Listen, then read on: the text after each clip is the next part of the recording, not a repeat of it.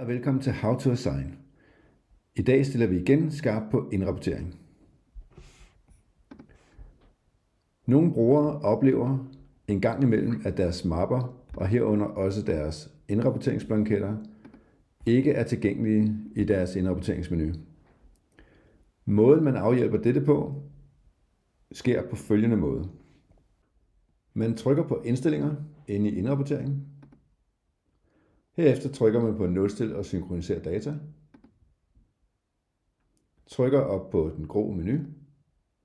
Og nu vil de mapper, der var forsvundet før, nu være til stede igen. Årsagen til, at dette sker, er noget, der hedder cache, som regel sker efter, at vi har opdateret Assign, så vil nogen opleve, at deres rapporter eller deres mapper er forsvundet. Men nu ved du, hvordan at du får dine mapper frem igen. Tak fordi du fulgte med, og vi ses næste gang.